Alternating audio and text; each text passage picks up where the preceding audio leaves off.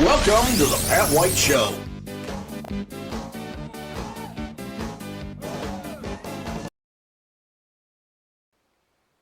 Well, I'm going to be discussing something today that may cost me some friendships with people I know and happen to like. But my job is to tell you the truth, whether you want to hear it or not, and here goes. Clear back in earlier in 2024, I believe it was in March of 2024, a gentleman by the name of Yuri Berliner, and here's something for you to take a look at, wrote an article about NPR, which is National Public Radio. Now, Yuri had been with NPR for 25 years. He was a Peabody Award-winning writer, one of the best of the best. And he was talking about what was going on at NPR. He said the network had lost its way when it started telling leaders how to think. Not what to think, but how to think. And this is what this is going on involving NPR, because if you don't know it or not, the Trump administration is trying to get rid of the federal funding for both NPR, which is federally funded, and public broadcasting, PBS. Now, I'm going to tell you what I think of both those two things because it's pretty important. It may take time for us to get through this, but you're going to hear what I've got to say. Well, anyway, Yuri said he'd been involved with NPR for 25 years and quit. He said way back in 1970 when NPR was founded, America turned to NPR. There wasn't much available back in those days, if you remember correctly. You had ABC, NBC, CBS. Fox didn't exist. You had PBS in certain cities where colleges were. And you had National Public Radio, funded by the government. So it was another channel where you could listen to news, and you could listen to features and stories and articles. And it was sort of like, well, NPR. It wasn't a music station. It was information. And that's what they started doing in 1970. But then back in 2011, so let's go back in time, well, their audience started to tilt a little bit to the left. And here's where it turns out. 26% of the listeners described themselves as conservative, 26%. 23% were middle of the road, and 37% were liberal. Now, this goes back into 2011, but by 2023, it was a totally different ballgame. Only 11% described themselves as conservative. 11%. That's way down from what it was. 21% were middle of the road, but here's the difference. 67% of the listeners of NPR said they were liberal. They weren't just losing conservatives, they were also losing moderates and traditional liberals. They were getting the far left liberals. That's where they were going, says Mr. Berlinger.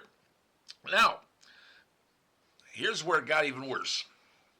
Back in 2016, when Donald Trump was elected, the newsroom at NPR had a mixture of disbelief, anger, and despair.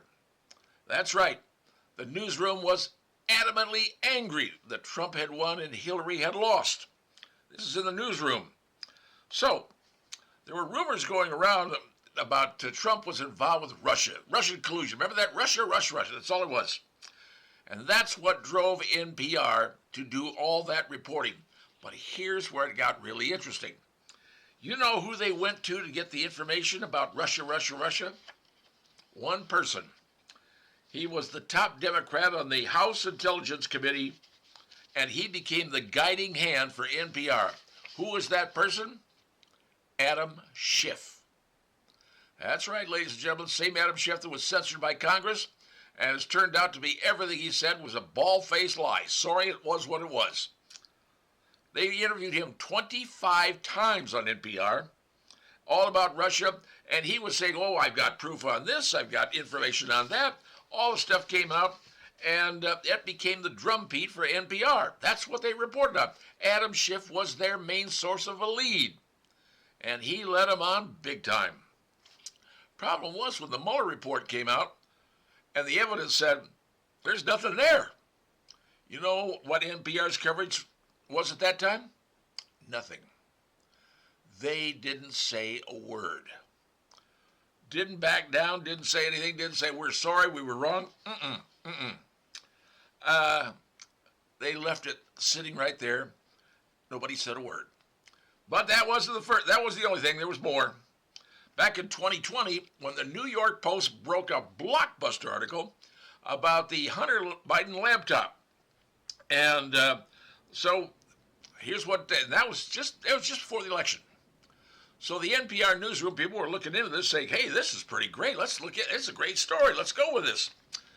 The managing editor of the news at NPR said, and I'm quoting here, "We don't want to waste our time on stories that are not really stories, and we don't want to waste the listeners' and readers' time on stories that are just pure distractions."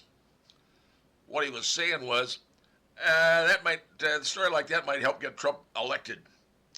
Well, and the problem was, the laptop did belong to Hunter, and they chose not to run it because they said it's a distraction and it might get Donald Trump elected.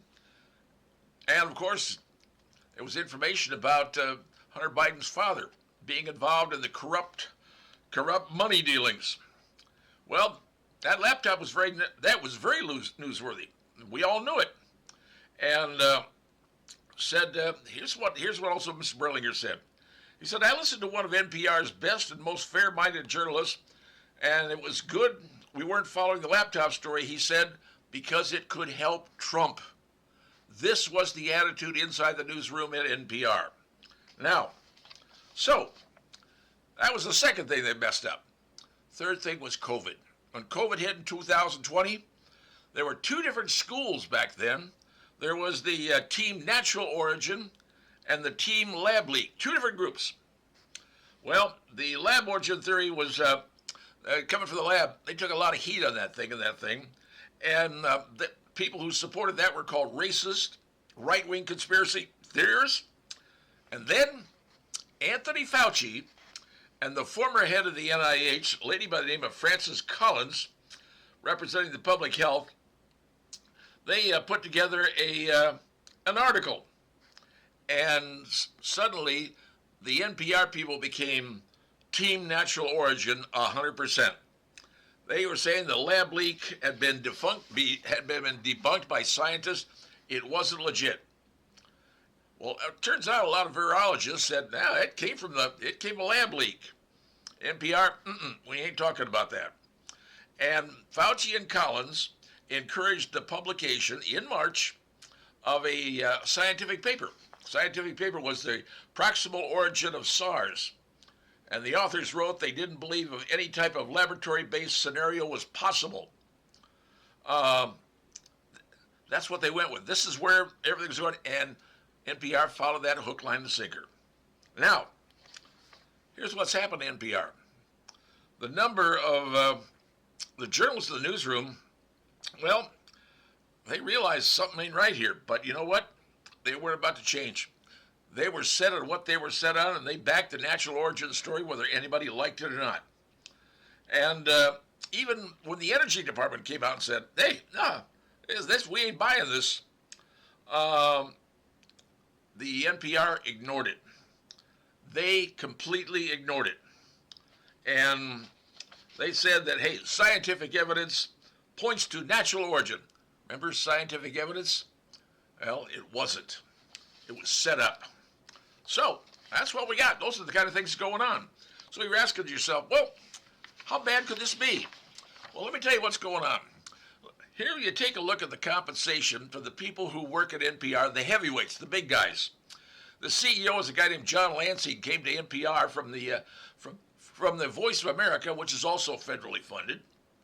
And his job was to raise money and maintain relations with the right people.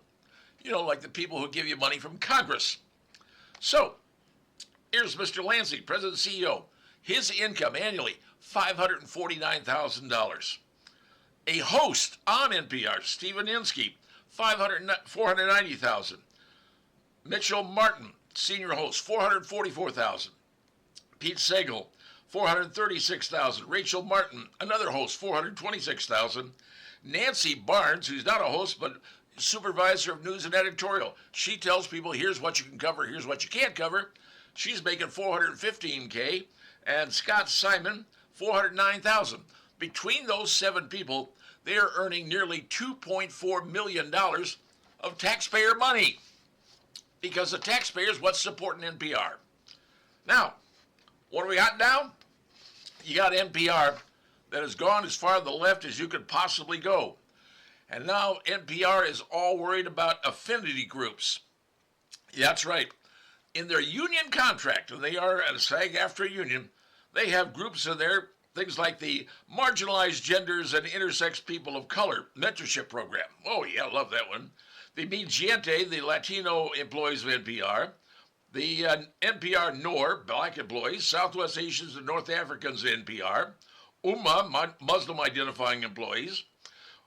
Women, gender expansive, and transgender people in technology throughout public media. I don't even know who that is.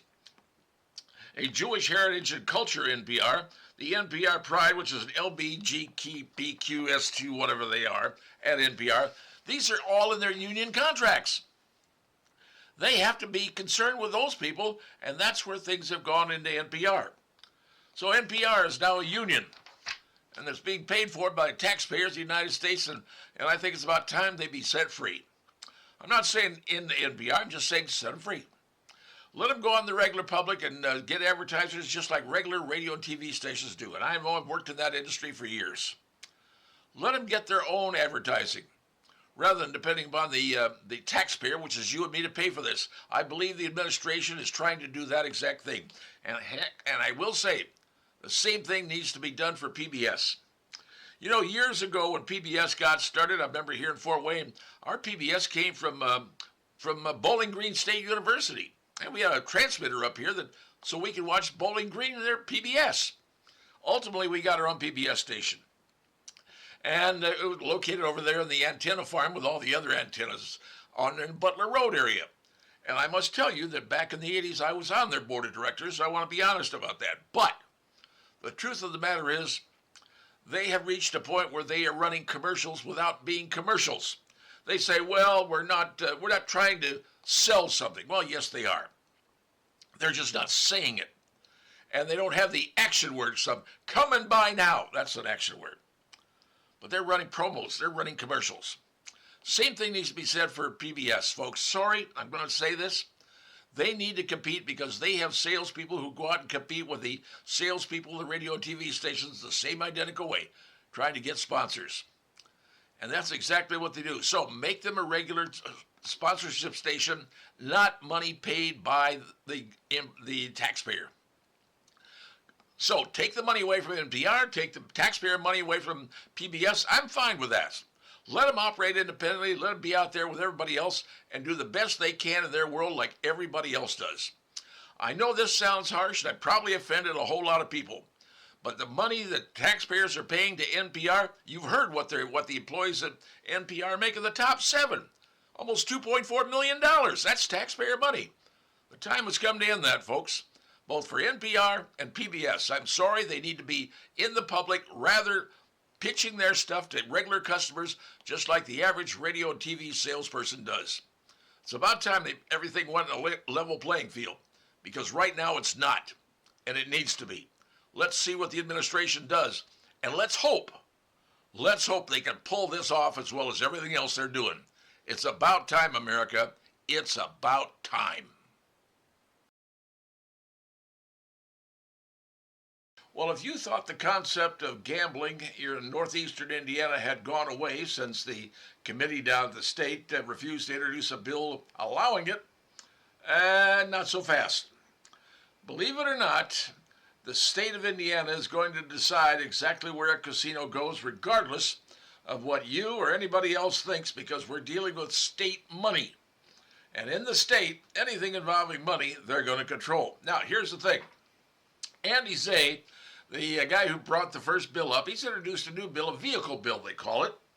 And what it allows is of an important bill or bill they think is going to be up for consideration eventually, they give another name to it, another number to it. And if that bill passes, this vehicle bill they call it, if it passes, then what's going to happen is a national organization, third party, not local, would come in and decide and take a look at a number of things involving a casino. And they would say, okay, we've got to figure out exactly what people want. So what they're going to do is they're going to take a look at the annual gaming revenue and the corresponding tax revenue. That's one of the things they look at. Then they look on the impact of other casinos in the state and their corresponding tax revenues. So it's like saying, well, if we build it close to this one, that's not going to work. If we build over here, they got to look at the best area, not close to another casino. Patronage and gambling revenues from out-of-state visitors. That means they're going to want to put one near a state line. And then the impact on the horse racing industry and the impact on the tourism industry. Will it bring people into the state, into that area? And then, of course, the impact assessment of potential tribal casinos in the region. That's a big one I hadn't realized that much about because, turns out, I really didn't realize this, the casino up in South Bend is an Indian casino. But what happened was they worked out a deal with the state where they give the state a certain amount of money. Now, when you look at the money, how much is it? Well, frankly, I don't know how much money it is, but the money they're giving guarantees them they have exclusive area. Now, that Indian tribal casino up in South Bend has exclusive area for Elkhart County, Fulton, Jasper, Kosciuszko, LaGrange, Lake, LaPorte, Marshall, Miami, Noble, Porter, Pulaski, St. Joe, Stark, Wabash, and Whitley counties. Those are exclusive counties for the South Bend Casino, so you can't put another casino there. They got property rights, if you will. So, what's going to happen? Well, this committee is going to take a look and see what city they think would be best under the criterion I talked about for the location of a city. Does that mean New Haven still could be in the mix? The answer is, well, yeah, could be. But if you're willing to talk about that, what city would want a casino really bad if they could get one? Let's be honest. Probably Indianapolis. Indianapolis is trying to make itself a destination city where people want to come to. And if you have a casino downtown Indianapolis, you got Lucas Oil, you got the convention center, you got all the things that are going on in downtown Indianapolis, you got the basketball team, you got the lady basketball team. Would a casino in downtown Indianapolis be a big draw to get people to come to Indy? Oh, mommy, would it ever? But concern is, what are you going to do about that casino up in Anderson? That's real close to Indy. You see, those are the issues they're having to deal with. Let's see what happens. It's going to take another year at least before this comes up, but I think that vehicle bill will probably pass. And I think an independent commission will come up and take a look at all the options and say, here are the 3 cities that you can put it in or 3 areas to put it in, and it might work. Let's just wait and see. So the idea of a casino being dead ain't dead, folks. It's just been delayed a little bit. Just something you should know, because in Indiana, it's all about the money.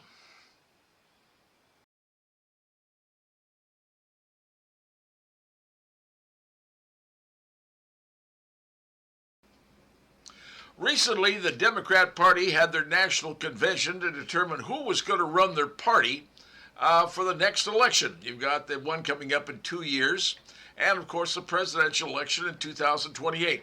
So they elected the leaders of their party to run things, to get everything in order, to get the right people in the right jobs. Well, here's who they elected. For president, a gentleman by the name of Ken Martin from Minnesota, Democrat activist. I don't know who he is. But the one they elected the vice chair, I know who that person is. His name is David Hogue. Take a look. David is 24 years of age. He's was involved with that Parkland shooting back, 2018, I believe it was, one of the students of that high school. He's 24, and he is a rabid radical. That's about the only thing I can tell you. Now, Mr. Martin, who is now the head of the party, or the head of the Democratic convention, the Democratic Party itself, he called Donald Trump a traitor to the United States and needs to be put in jail. Okay, everybody's entitled to their opinion. David Hogue, on the other chance, David Hogue is a Generation Z, and I mean a flat-out Generation Z. He has some beliefs that, well, you think the people he's going to want nominated for their political office, be it the president, be it the vice president, senators, congressmen, here's the kind of people he may be looking at. See, David Hogue says, let's legalize all drugs in America. Legalize everything. Heroin, whatever. Legalize it. He said, and let's, for billionaires out there, any billionaire out there, if he earns more than $1 billion, the government is going to take it in 100% tax. Nobody should be a billionaire, he said. I tried telling that to Warren Buffett and maybe David Bezos or Mr. Bezos from the Amazon, and of course, how about the head of the folks over at Microsoft? Yeah, try telling them that, hey, any more than $1 billion, we're taking it. Yeah, that's going to work out real well. Also, he says we're going to have universal health care, free college for everybody. And I'm thinking, how are we going to pay for all that?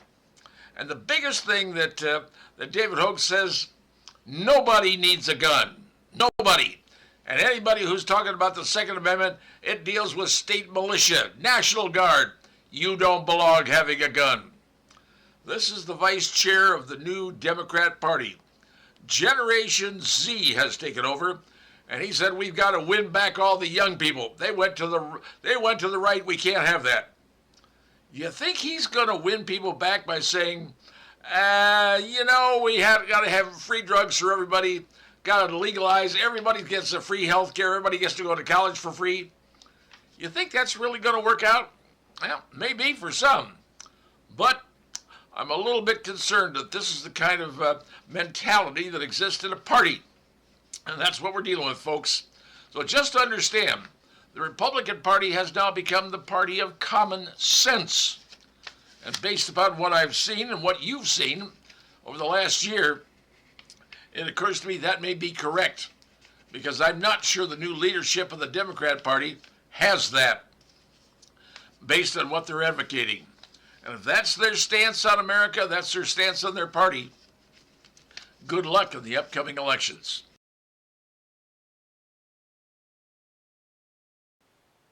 You know, people in Congress say some of the wildest and most outrageous things, figuring they can't be held accountable for anything they say. Well, maybe not. In this case, I don't know if you realize that, but Hakeem Jeffries, he is the replacement for Nancy Pelosi. He's the leader of the House Democrats. Well, he's a Democrat from New York, and he went out and publicly said, hey, we have got to take to the streets, and we have got to fight. He said, we've got to fight in the streets. He said, it's a war. And another Democrat said, people will die. We must fight. What's he talking about? Well, apparently, he's talking about the administration trying to cut expenses and cut costs because we're in deep financial trouble.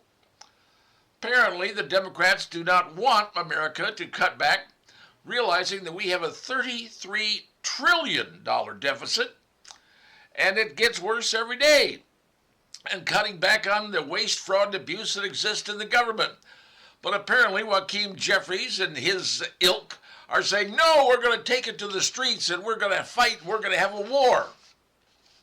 Really? Now you're saying, well, that's just cheap talk, it doesn't mean anything. Well, here's something to think about. Back in 2025 years ago, that's the same language and the same wording they used. And you know what happened when they did that back in 2020? We had the BLM riots. That's right. BLM riots, same language, same type of verbal spewing was going on. And as a result, there was damages somewhere between $1 and $2 billion, that's with a B.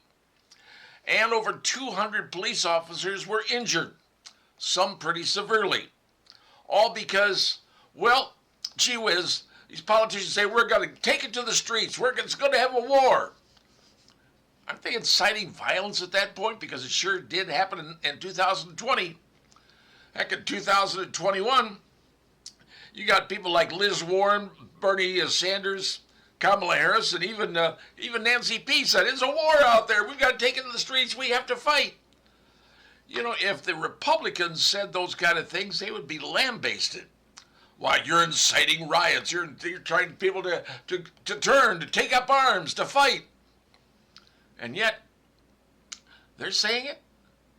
We're going to fight, take it to the streets. We're going to take it to the courts. We're going to take it to the legislatures. We're going to take it to the streets. That's Hakeem Jeffries. That's what he said. Does he really mean it? Just as in verbal jargon? Who knows? But remember, in 2020, it meant something. And that resulted in the BLM riots. And you know what happened then. Could it happen again? You don't know what could happen in America at any time, folks. Sometimes it could get really dumb and really ugly really fast.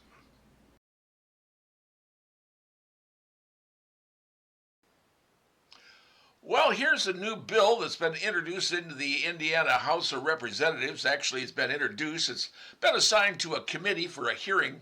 Let me tell you what the bill is.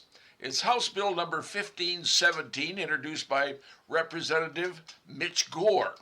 And what this bill says is the Monday after a Super Bowl, employees of the state of Indiana should be given a paid Monday off. You heard me right. So now Mitch Gore wants to say, day after the Super Bowl, you get about millions of people calling in sick that day. And it said 16 million people nationwide called in sick. And roughly 30% of people nationwide say, we're not productive, we don't get anything done the day after Super Bowl. Gee whiz, we shouldn't be into work. Well, all right, I understand that. I understand that people like to go to the Super Bowl or like to watch the Super Bowl, have their big Super Bowl parties and eat and drink and just carry on whatever it happens to be. But the idea of a company paying for its employees to take a day off after a game, to many people is probably repulsive for a number of reasons. Now, I'm not interested in being a bad guy. I'm not really bad at all. But here's a thought. If they want to have a day off after the Super Bowl, here's a compromise I think I would be willing to make. If you want to have the day off after the Super Bowl, you don't get paid. As simple as that. You want to have the day off, you're not getting paid for it. It's on your own time. You're enjoying yourself, recovering, clearing up a hangover, whatever it is you got. But you're not doing it on my time. You're doing it on your time. So, Mitch, that bill down in Indianapolis, Bill 1517, is going into committee, the Government Reform and Regulatory Committee. Well, I hope that committee understands this, that businesses should not be paying someone to have a day off after a football game. It's not the way we work in America. Actually, in America, we work. So, if you want to have the day off after the Super Bowl, perfectly fine with me. But it's a day you're doing it on your own pay and not the company's. So, my solution is a compromise. All right, you can have the day off, except you're not getting paid for it. So, you want to come into work the day after the Super Bowl and work? You'll get paid. If you want to stay home and clear up a hangover or whatever you got, you're not getting paid. I think that's the way business ought to be. You do your job, you work your time, and you adjust yourself to whatever your schedule for working is. It's just my opinion. It's a small one, but I'm willing to compromise. You want the day off? You do it on your dime and not mine.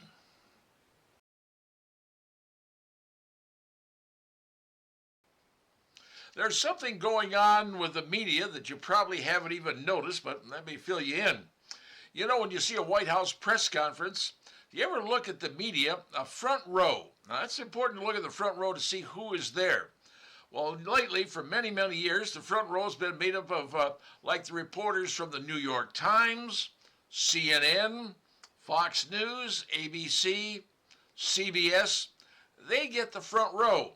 And everybody else you see behind them, and they're all the same people, by the way, they get their particular seat. Now, always the front row gets to ask all the big questions, right? The back row, yeah, they get something a little done here or there, but things are starting to change. The Trump administration has decided to bring in some new journalists from different places because they realize Americans no longer get their main viewing, their main interest in news from the ABC, the NBCs, the CBSs, and the CNNs. Those days are gone. Now, over at the Pentagon, this one is really interesting, where Pete Hegseth is the boss.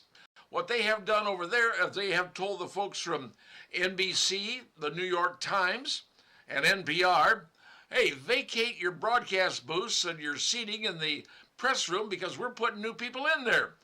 And we're going to do it on an annual basis. We're going to rotate people through. It won't be forever. Everybody gets 1 year shot at doing this. And what they're bringing in over at the Pentagon is Breitbart News, the New York Post newspaper, the One America News Network on cable, and a left-leaning organization, the Huffington Post. Now, the New York Times is extremely angry about this, being booted out of their facilities. And they sent out a press release that said, and I'm quoting here, this move to expel the New York Times and other independent, fact-based news outlets, as in everybody else is not fact-based. Fact-based news outlets from the Pentagon press spaces is a concerning development, says the New York Times. The Department of Defense has the largest discretionary budget in the government, millions of Americans in uniform and under the direction and the control of a vast arsenal funded by taxpayers. The Times is committed to covering the Pentagon fully and fairly, and steps designed to impede access are clearly not in the public interest. So writes the New York Times. They got booted out. Well, you know what? New administration comes in and elections have consequences. So all those people that have been sitting up front telling you what's going on, they're not the people you watch anymore. People now are getting the news from all sorts of places, TikTok and Instagram and Facebook and Truth Social and Rumble and as many places I could name. They're not getting it from the standard ABC, NBC, CBS's anymore. And now the administration is understanding that and moving some of the old guard out and putting new people in, much to the chagrin of those other formerly in the right place people. And the New York Times says, we're a facts-based newspaper. Really? Let's talk about that sometime down the road. Just something for you to know. So if you see different people in the rows at the White House or other places for the media, now you understand why it's a different person and not the regular network folks. They have been moved out because the viewers are moving on. Just telling you what's going on, and now you know.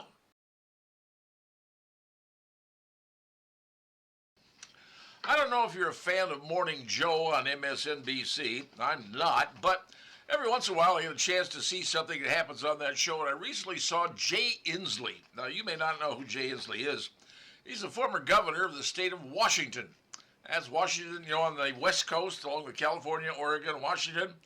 Those are the, what would you call them, the blue states, okay? Blue states. So on Morning Joe, he says the following. He said, if there's a bright, shiny bauble of hope, here it's a recognition that the days of grieving of the Democratic Party are over, he said. He said, I'm officially, by executive order, declaring these days of depression and passivity and the sort of playing footsie with Donald Trump, those days are over, and we're not going to do that anymore. Then he went on to say, and if you're listening to this show, you're understanding the outrages that's going on. This is the day you call for the League of Conservation Voters and give them a hand, maybe to Planned Parenthood or some other entity, he said, and call Republican congressmen and give them holy hell for what they're doing here. So Jay Inslee goes on and says, this is not a moment to be in our cups anymore feeling sorry for ourselves. This was a very narrow, decided election. Narrow? Huh? Okay. Then he went on to say, we Democrats are different than Donald Trump. We respect the voters that recognized it and didn't stage any insurgency. Well, that's once again for up debate. But now's the time to get up there on our hind legs and confront this guy every single place we can. And frankly, my party has been just a little bit too passive and quiet in this regard. I'm sensing we're all woken up in the last 24 hours. You hear the voices of Senator Patty Murray, who's fighting this, he said. You're seeing our Attorney General. That's the first person in the nation to get an injunction against the effort to take away birthright citizenship, which is clearly unconstitutional. I think you're seeing an awakening of a sleeping giant here, and we've got to keep that giant active. So, now that's Jay Inslee, former governor of the state of Washington. He's talking about the Attorney General that said, hey, Trump wants to take away citizenship for anybody here. He says, no, I'm not going to take it away, but you got to be part of the country to become a citizen. Well, so is Inslee correct? Well, Trump is the president, yes. Can't change that. But he said we can fight tooth and nail to stop the most destructive policies in America. And in 2 short years, he said, we can wrest back control of Congress and set this country straight. Are you ready to fight? Are you? Says Jay Inslee. That's what he said, folks. That's what he was on Morning Joe and said. Well, here's a little interesting thought. The Republican Party is now going back to the common sense party.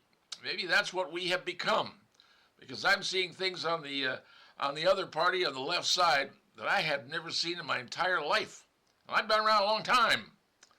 Didn't see some of this stuff coming, and supporting every other far-sided thing you could possibly imagine. Now, that's my opinion, and mine alone. I don't know what yours is, but everybody's got an opinion because everybody's got a nose. Sort of works out that way. But, Jay Inslee, we're going to fight. We're going to get up on off our haunches, and we're going to give hell to everybody. Well, okay, fine, take a shot. If you think you're going to take back the Congress in 2 years, well, you got a shot. Go ahead and do what you got to do. But right now, the people elected Donald Trump. The public elected Donald Trump. The whole system elected Donald Trump, and it wasn't narrow. It was a landslide. And looks what he's doing now. He's doing everything he said he was going to do during the campaign. You may not like it, but America seems to be approving. Just my thoughts. And that's where I'm going to leave it.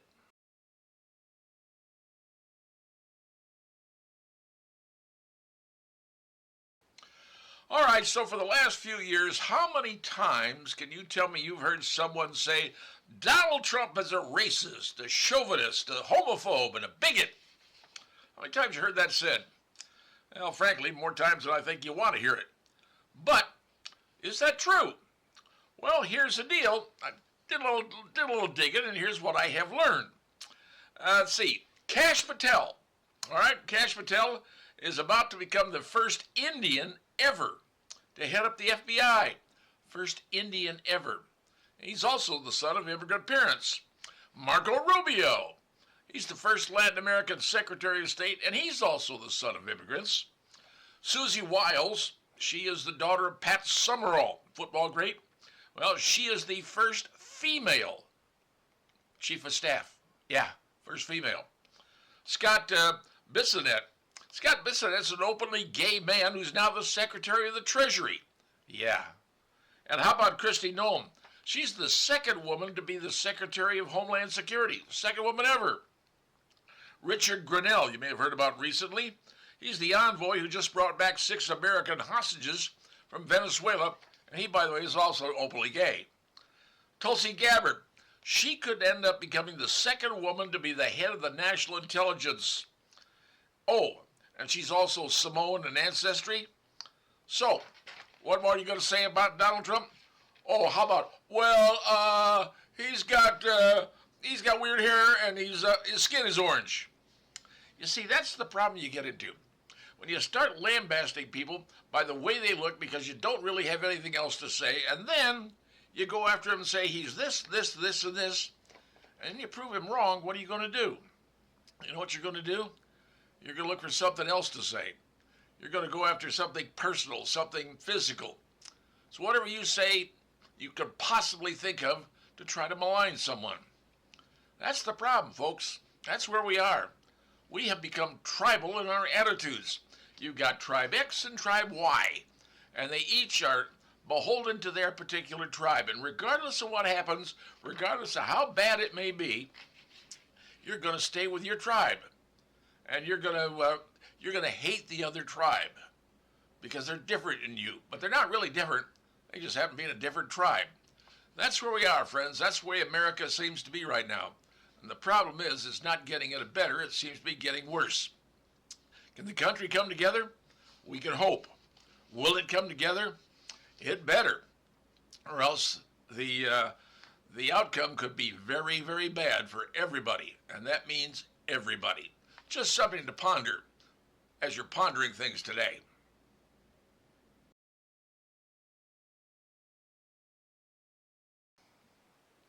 Well, unless you've been living under a rock for the last couple of months, you know that, Donald Trump is the new sheriff in town as far as the U.S. government goes.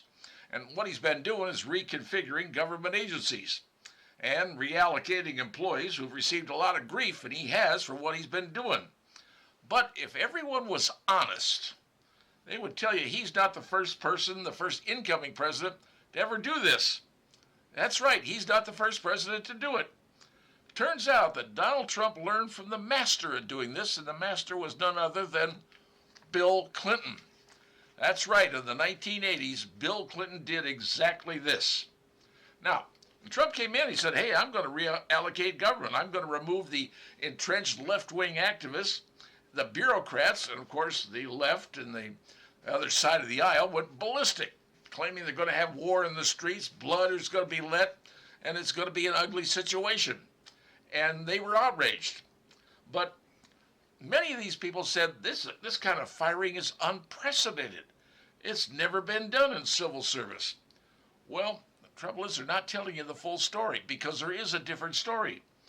The blueprint for the mass firings of the federal government was not drafted by Donald Trump. It was drafted by Bill Clinton. That's right. Bill Clinton took the drastic steps when he entered office, and he literally fired. See, I'll say it again. He fired all federal employees and those directly reporting to them. And that was 3 levels deep.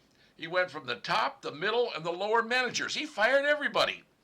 And that was unprecedented in modern history. That's never been done before. But it was done back in the 1980s by none other than Bill Clinton. Now, he was utilizing the 1993 Reinventing Government Initiative under that guise, and he oversaw the termination, are you ready, of 377,000 federal employees. You heard me right, 377,000 in the 1990s when he came in. And he did this. Well, here's the problem. Then he had Al Gore going out and doing all the cutting. So Al was kind of the hatchet man going out there and doing that. And what Clinton said was he took the government employees from 2.15 million down to 1.79 million by the end of his term. And that comes from the Office of Personnel Management. Trouble was, what he didn't tell you is exactly what he did. He was just moving the chess pieces around the chessboard so you didn't see what was happening. Rather than actually reducing government, what he did was he tripled its size. You say, wait a minute, how do you do that? Here's what he did. All those people that are government employees, he moved them over to jobs with government contractors. Different group of people, different set of rules, different set of regulations. He sent them from the U.S. government to government contractors who aren't beholden to much of anybody. And that way he could hide all the fact that he expanded government. And rather than going from 2.15 million, his administration with people hired went from 2.15 to, ready, 9.1 million. That's from the Project on Government Oversight. And they were all hired by liberal activist managers. Well, that's called restructuring. That's the deep state. That's where it got started. So that's what's going on. So Donald Trump comes in, he says, hey, I got to fix this mess, and we got to take some action to get these people cleaned out. That's why he's offered people buyouts, and he says, hey, I'm going to fire people. I'm going to get rid of people because, well, somebody before him is the ones who made the mess. Now, the left, the Democrats, are trying to frame Trump's effort to remove government employees as radical and dangerous, they said. Clinton did exactly that. He set the precedent for dismissals. But Clinton's acts were designed to consolidating power within the left-leaning group. He wanted to get all into our side, get them out of the tribe. Well, Trump's been trying to reduce the entire grip of government on the people and put it back into people's hands, you and me. Now, this is not an attack on democracy, folks, not in any way, shape, or form. They're just trying to undo a system that was carefully crafted back in the 1990s to resist the conservative to resist the conservatives. That's what it was, plain and simple. The idea that federal employees should be immune from accountability is rather a modern invention. That's right. Say, well, we're immune from that? No, they're not. Clinton showed himself that mass firings could be justified in the name of reform, and that's exactly what he did.